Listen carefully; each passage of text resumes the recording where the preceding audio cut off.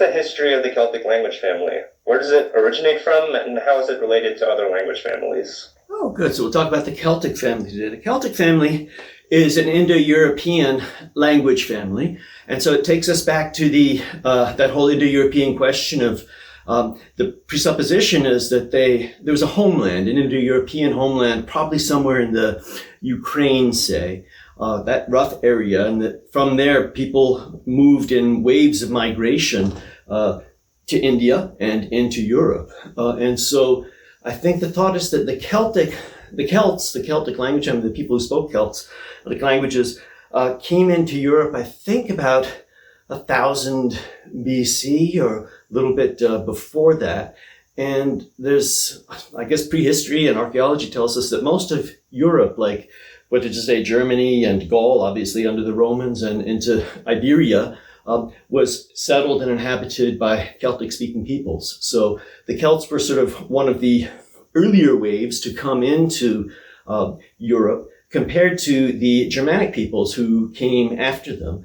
And basically, the history of the Celts is one of being kind of pushed out of Europe and into sort of the peripheries of ultimately into the sort of the west coast of the British Isles and northern France, sort of getting pushed over to that area. But they were a related people who came and settled that area for a long time. And there used to be more branches of the Celtic language family. There were what we call continental Celtic. So all of these languages have somehow probably gone extinct, been assimilated into other languages. But the Celtic languages that we have today are mostly from the British Isles, with the exception of Breton, spoken in Brittany in northern France, that in historical times came from the British Isles and moved into there.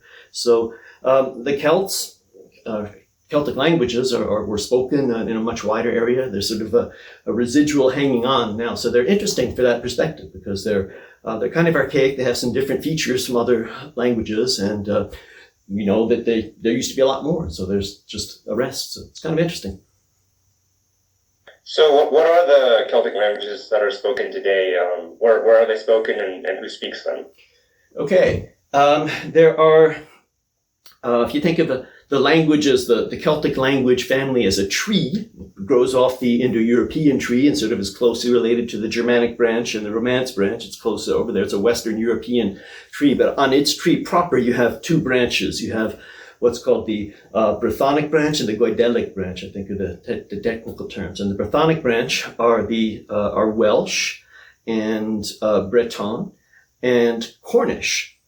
And the Gaelic ones, or the Gaelic ones, are Irish Gaelic, Scots Gaelic, and Manx Gaelic. So there are 6 Celtic languages that are still spoken somewhere in the world today. And of those, it's really interesting that there are the 2 branches because they have a very interesting similar parallel, and that one language on each of those branches actually went extinct in the I think the late 19th century. The last native speaker of them died, but there was enough recording, enough other material that people looked at that and said that's a shame, and they kind of wanted to bring them back. So those 2 languages are being revived and are spoken by very small numbers of people, but they're sort of dedicated to that resurrection of the language.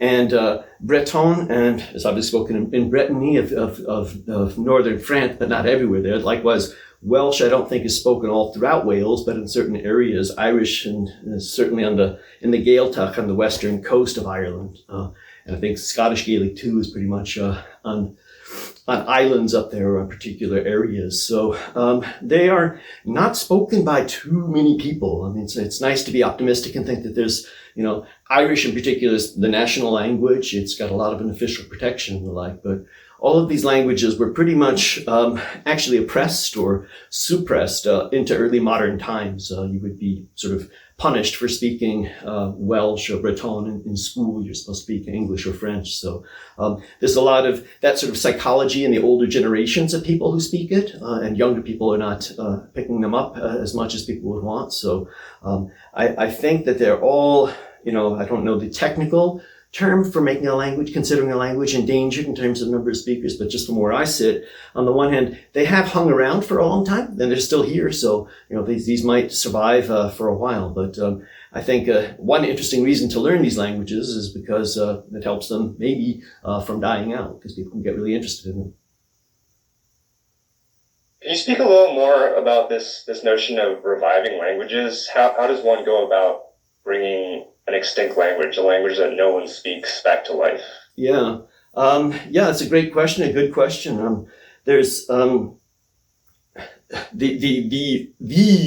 really successful example of this is Hebrew, basically, which was only a biblical scholarly language until the foundation of the state of Israel. Then we have a whole nation state say, well, let's make this our language. You have generations now who've started speaking this as a first language and made that come back. So that's particularly successful because it had the power of a state behind it. But they took a literary language, they took something that people knew about, it wasn't totally forgotten, and they said, well, let's make this living, let's use this in our everyday life. And I think that is what happened with both Cornish and with Manx, is that probably their last native speaker would have died out, in 1880, 1890 or something like that. And if that's the case, there could be a recording of that. I mean, there's early recordings, and not very many from that time period, but if it were even later into the early 20th century, there could be some actual recording of what the language sounded like. There's a lot of language for Cornish and Manx. There's probably some written things too, and so there's memories of people having it. But the other thing is that these two languages, I mentioned there's two branches of them, and we talk about mutual intelligibility with languages, and on the one hand, particularly with some of the Celtic languages I've heard, like the dialects of Breton are so different from each other that people who speak Breton sometimes can't communicate, and I've heard that about Irish as well. But on the other hand, just from a wider linguistic perspective, if you look at Scottish Gaelic and Irish Gaelic, it seems to me there's got to be a huge amount of mutual intelligibility. And likewise, Breton and Welsh seem rather similar. So when you have a good idea of what Gaelic is like, say, so we know what Scottish is like, we know what Irish is like, and then the Isle of Man is sort of little in the middle, and we can base it on these two other forms of Gaelic. It's called Gaelic as well. And get people to do that. Likewise with Cornish. But the deeper question is, who would want to do this, and why would people want to do this? And obviously, I think it's people who feel that this was really their heritage, their root, and are sad that they lost it. So I imagine most of the people who are involved in the Manx revival are people who live on the Isle of Man already. But I think that probably they would welcome people who were really enthusiastic who moved there and wanted to do that. So I think that they would take all the interest that they can get. I think Cornish has gone a little bit farther. A number of years back, I purchased all the books and materials that I could find for studying all of these languages because I was in a position to do so, and I got a fair amount for studying Cornish, not so much for Manx. So I may have just missed that. It might not have been available or whatnot, but. I think that there's a possibility to, if somebody really got interested in doing that, to sort of be sort of a pioneer in that. So it's kind of exciting. What sort of a cultural heritage have these languages left behind? Are there any significant poems or epics or other kinds of literary works left behind?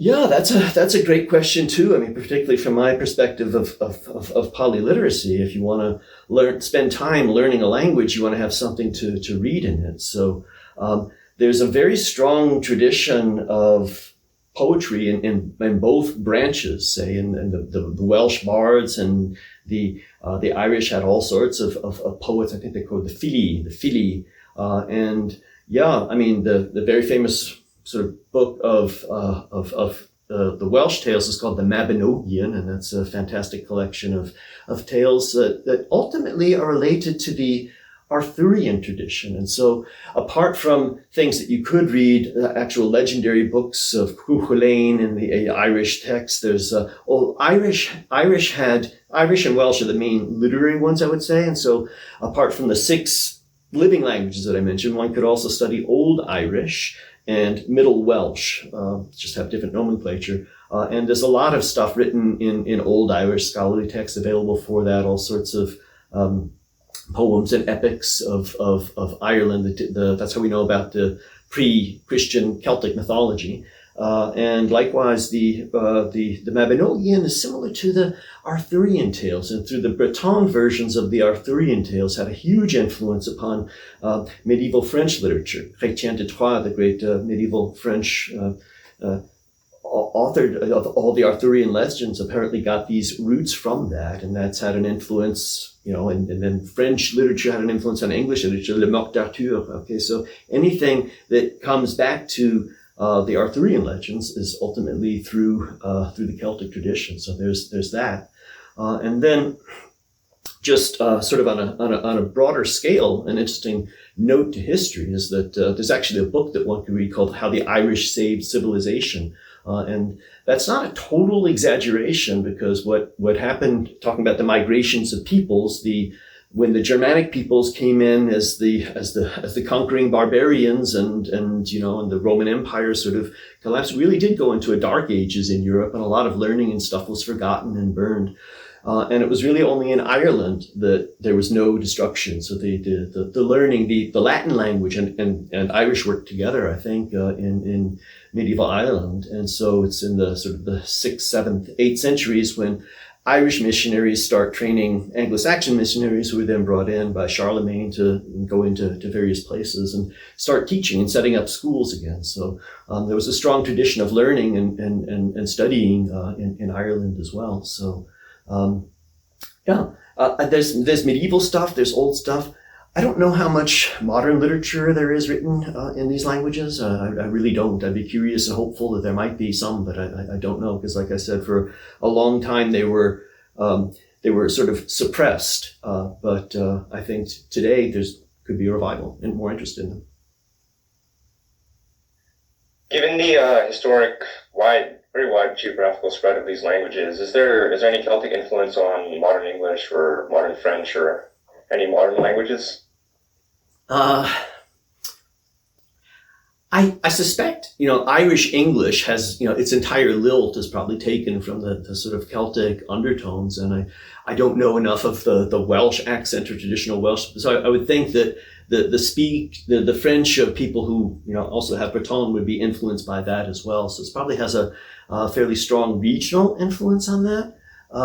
I can't think of a huge store of etymology of words that come in from Irish into into English. I mean, we have something, the brogue, we have, the real, some things like this. So I think there could be some, but I think the power balance of sort of the English was fighting against these people. It was really the Anglo-Saxons who pushed the Celts out. And so there was that sort of, there was a need for the kings of England to conquer Wales and Scotland in the Middle Ages. I mean, there was a long time of warfare, so I think they were sort of seen as hostile languages for a while, and so maybe not have had that sort of mutual influence. But on that note, there are interesting anecdotes in medieval chronicles of, say, during the 100 Years' War, that the French would try to line up, say, some Breton soldiers over here, and the English would be lining up some Welsh. And back then, because people were so close, they would hear each other talking, and then they would just,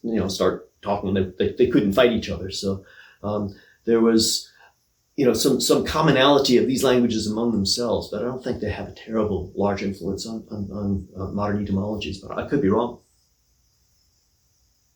How does the difficulty of learning a Celtic language compare to learning, say, a Romance language or a Germanic language? Are there particularly challenging elements of to learning these to a native English speaker? I think they are a little bit harder. Yeah, they are a little bit harder because of a couple of, they're interesting features, but there's a lot of what we call, as technical terms like lenition and other things, a lot of changes at the beginning of a word. So it's hard to recognize a word if you don't know all the sound changes. You think you know a word, and then you see it and it looks very different because you start reading it and, the first couple of letters have changed. Also, the orthography, the spelling of Irish in particular is very interesting, shall we say, very, very archaic. There's a lot of interesting letter combinations that you wouldn't necessarily think I'm going to pronounce this way. So it can be hard to pronounce. But then there's also the fact that we just talked about. If there's not a terrible degree of influence or borrowing among these languages, the vocabulary is going to be slightly more different. There's a lot of cognates. There's a lot of cognates that you can recognize, a lot of similar words too, but I think the vocabulary is slightly more different. And then if you are interested in the older forms, Old Irish is particularly complicated in terms of its inflections and all things like that. And the modern languages, well, I think there's if you learn. I think people could learn these languages. Probably the people who do speak them would probably be happy to help people learning them do them. I just imagine that's the case. And so that makes a language easier to learn. I've seen the Irish. I have the most material for studying Irish. There's a lot of very sort of just colloquial, just start talking, just start learning the things that you would need to say, and then you can go there and you can speak to people and do that. And if there's that sort of willingness to help learners learn, that makes a language easier to learn. I think that would offset any of the real peculiarities of the grammar, which I wouldn't say is terribly difficult. Finally, what resources are there for learning Celtic languages?